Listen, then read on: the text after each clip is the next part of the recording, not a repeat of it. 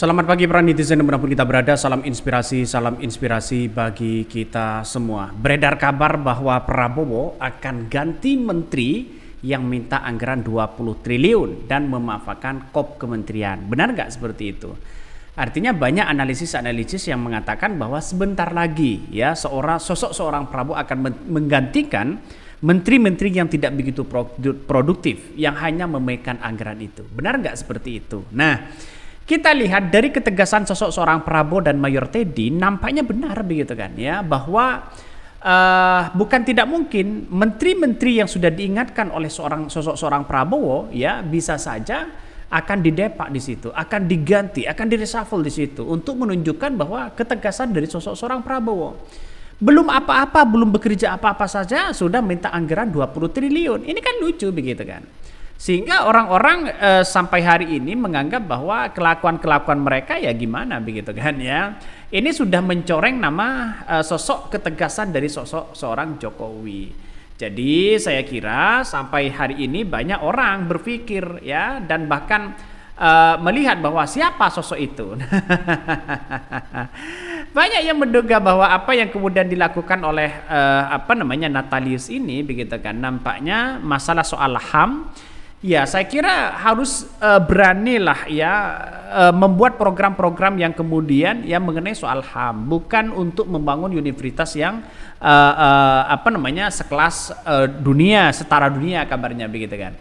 Tapi kita lihat saja bahwa SDM dari manusianya itu yang perlu begitu. Apakah kebijakan-kebijakan sosok seorang Prabowo ini akan nantinya begitu kan berpihak kepada rakyat kecil yang disebut dengan nantinya adalah HAM? Atau bagaimana begitu kan ya, coba kita kaji dulu bagaimana Rempang, IKN ya dan sebagainya. Ini apakah masuk kepada ranah HAM atau bagaimana? Ini saya lihat bahwa Natalius ini belum menunjukkan program-program yang kuat begitu kan, program-program yang akan dilakukan nanti begitu. Belum ada tanda-tanda itu begitu kan ya.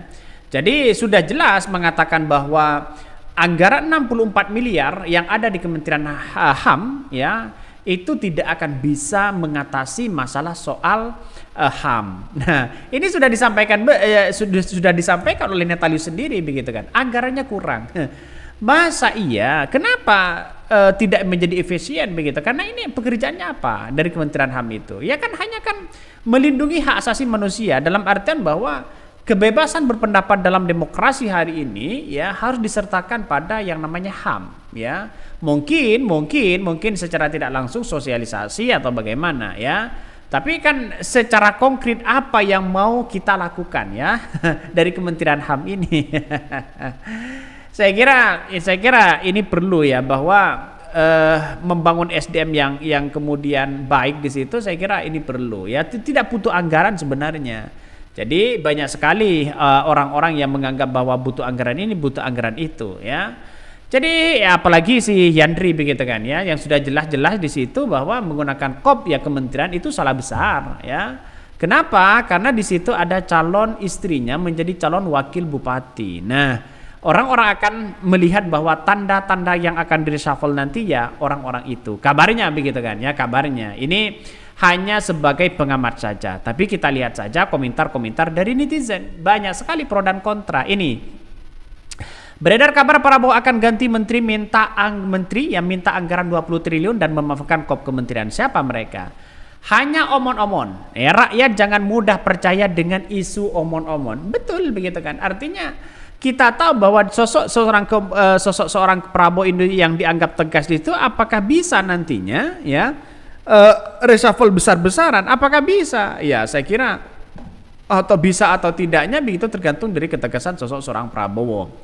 Sekalian yang suka meniru-meniru belusukan yang tidak menemukan jalan ya keluar, kecuali kamera TV media ya buat pencitraan tapi isi kepalanya kosong. Ini gimana? Mantap kalau betul, jangan takut Pak ya, selagi keputusan dan kebijakan Bapak berpihak kepada kepentingan negara dan warga negara, sikat habis Pak. Jangan takut, Anda pemimpin kekuasaan, ada di tangan Anda. Jadilah diri sendiri Pak, jangan takut di bawah bayangan-bayangan. Itu betul begitu kan.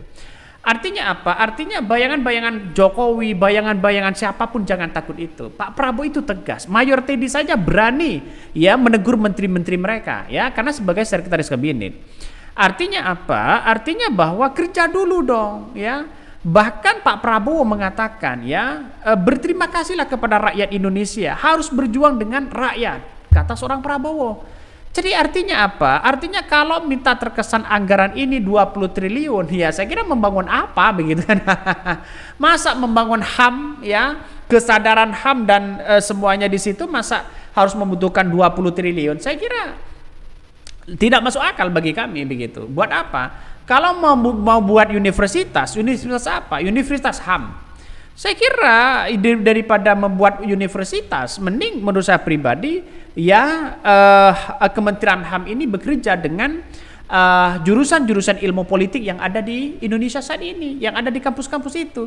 Berikanlah masukan di situ satu materi saja, begitu kan, soal terkait dengan HAM, soal terkait dengan toleransi, itu kan betul di situ. Artinya cara-cara itu tidak perlu kita membangun ini, membangun itu ya. Membangun universitas membutuhkan misalnya 5 tahun.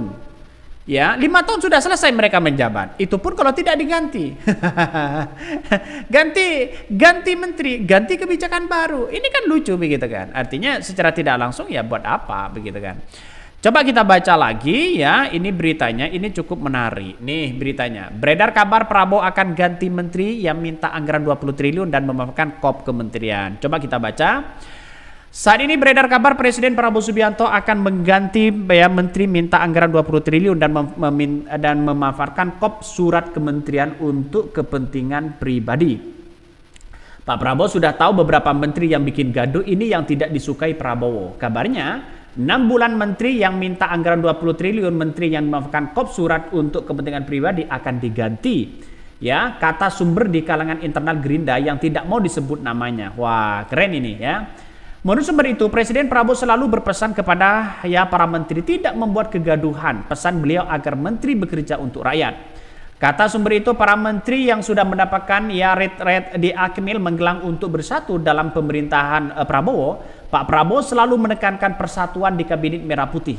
Pengamat politik Universitas Al-Azhar Ujang Kamarudin menilai Presiden Prabowo Subianto harus mengambil sikap terhadap para menteri yang bikin gaduh dan memancing kontroversi di ruang publik. Ujang menilai Prabowo perlu menekankan pada jajaran agar mampu bersikap ya dan memberikan pernyataan yang merugikan pemerintah Prabowo Gibran.